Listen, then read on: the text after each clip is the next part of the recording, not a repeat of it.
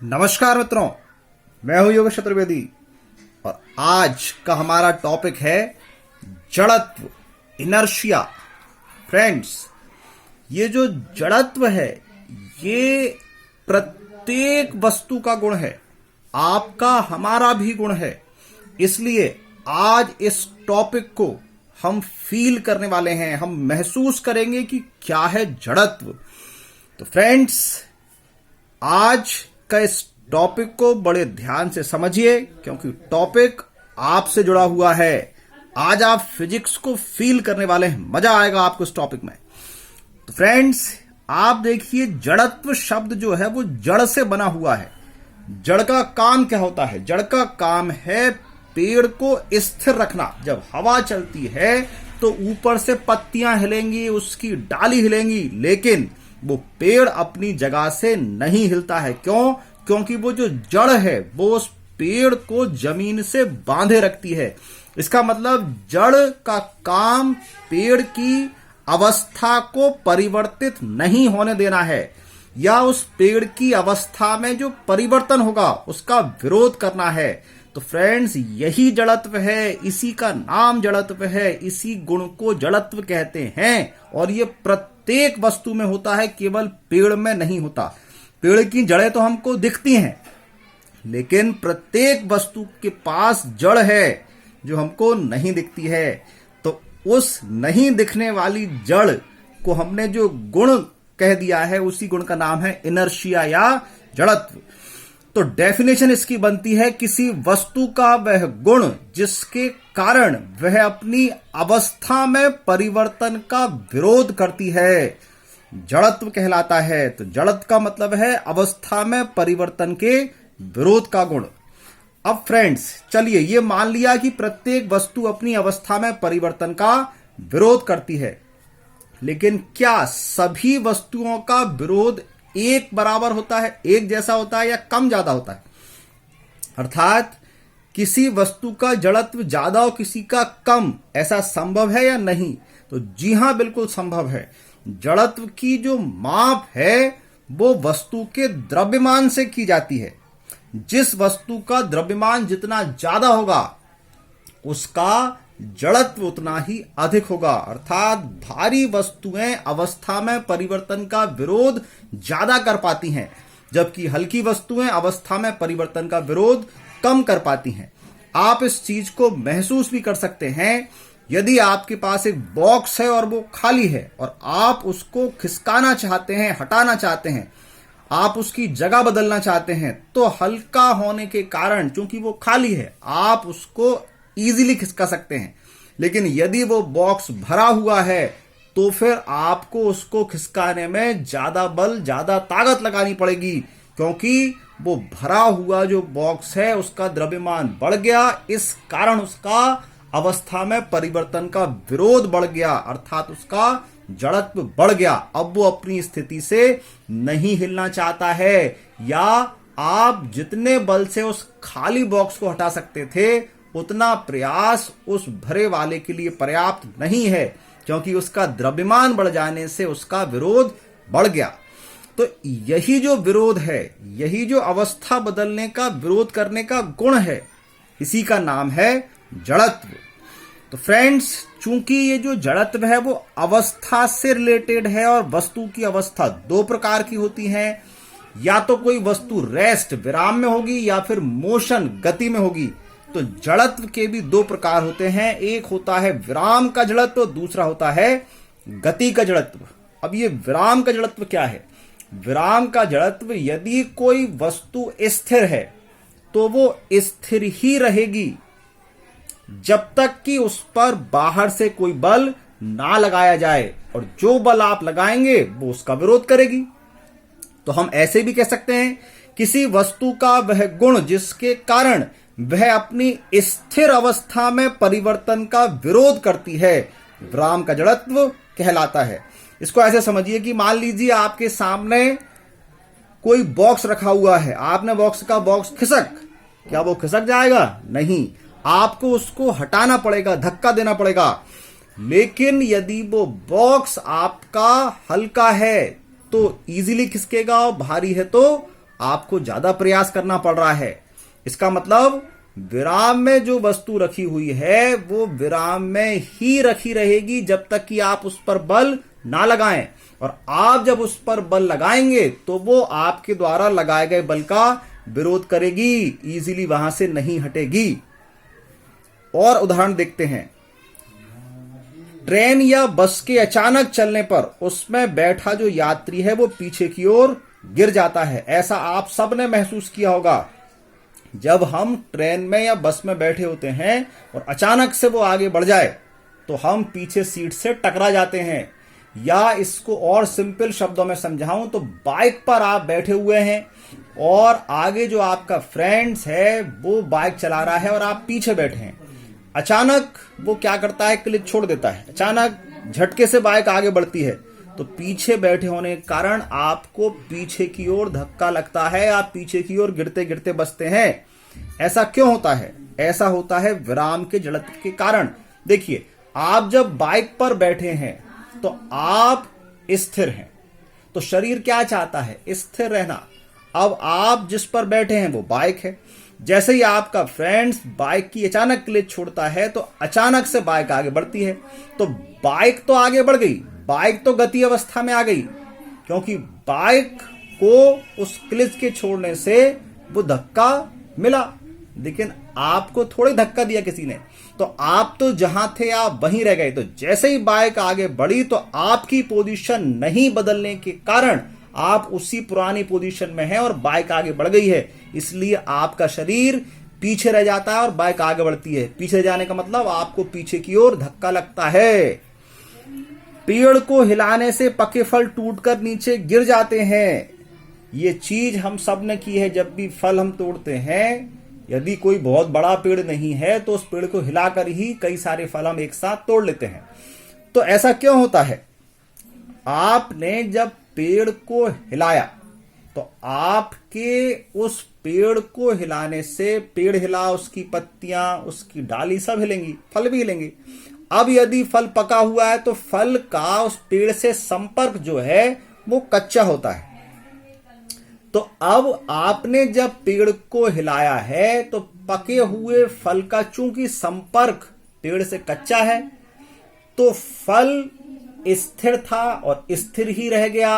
ऊपर से जो पेड़ की डाली थी वो हिली तो उसका संपर्क टूट गया। लेकिन यदि फल कच्चा है तो वो मजबूती से उस डाली को पकड़ रहता है और उसके साथ हिल जाता है।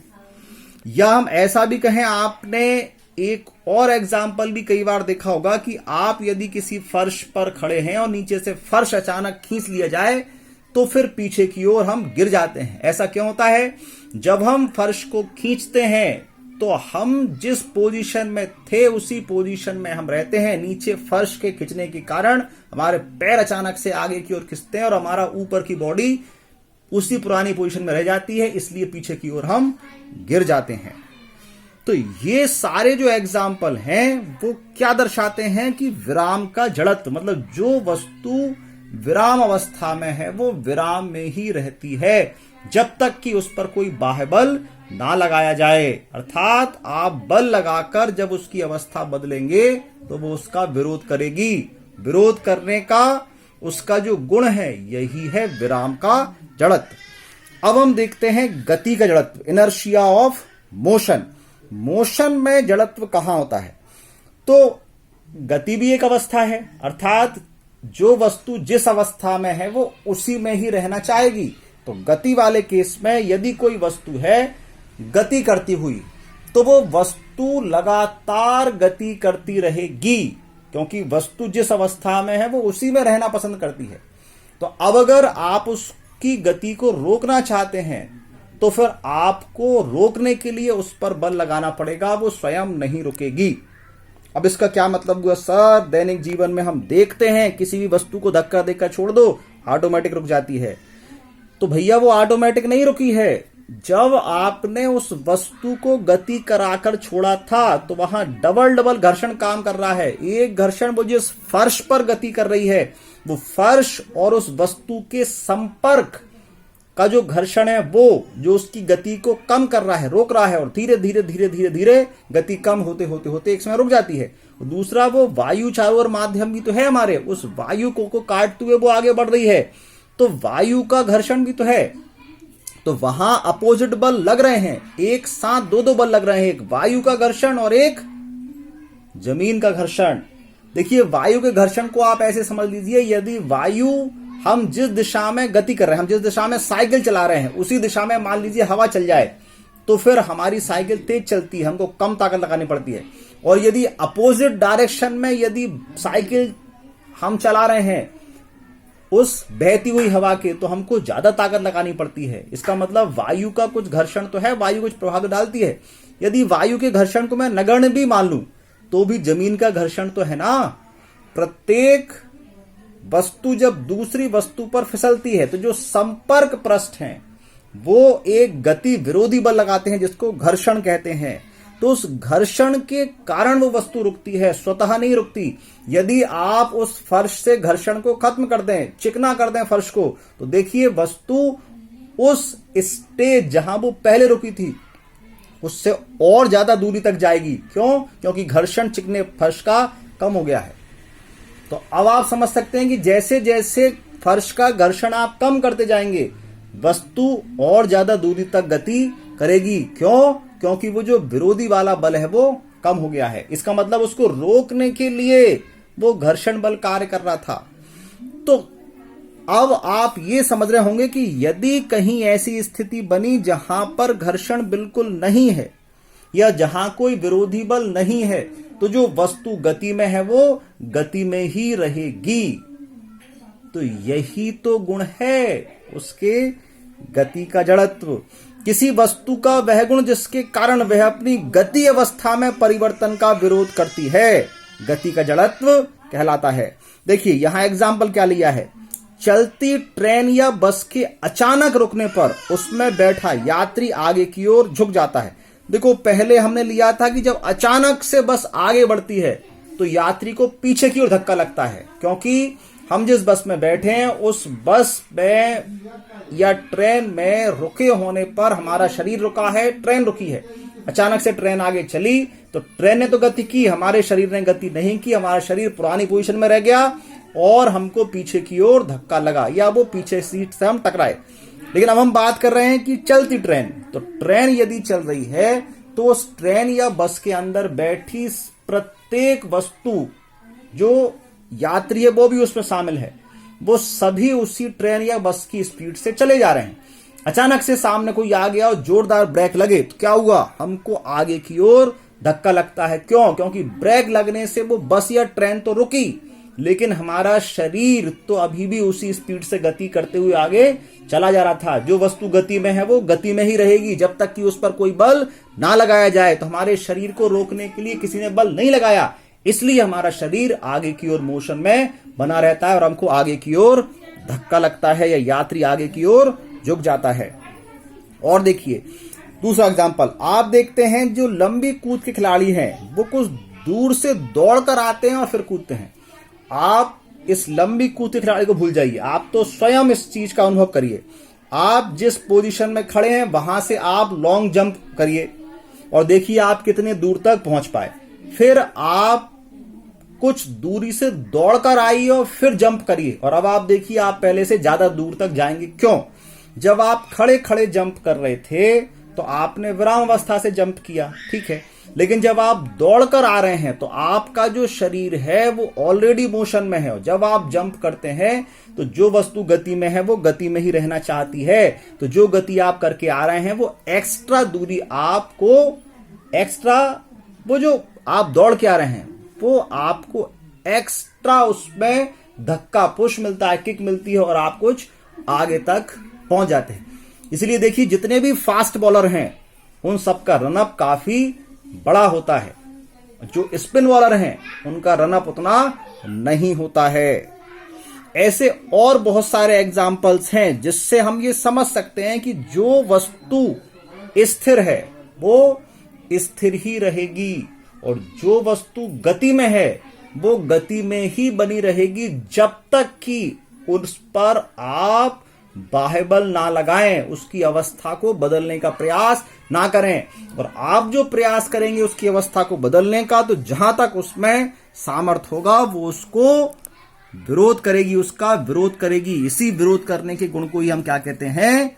जड़त्व। और ये हम सब में होता है, क्योंकि ये प्रत्येक वस्तु का गुण है। तो फ्रेंड्स, मुझे उम्मीद है आप इस टॉपिक को समझ गए होंगे कि जड़त्व का मतलब अवस्था में परिवर्तन का विरोध करना है। तो फ्रेंड्स, और कई सारे ऐसे एग्जाम्पल अपने आसपास देखिए जहां आपको ये चीज देखने को मिलती है। फिर मिलेंगे अपने नेक्स्ट वीडियो में बहुत अच्छे फिजिक्स के इंटरेस्टिंग टॉपिक को आपके सामने लाएंगे।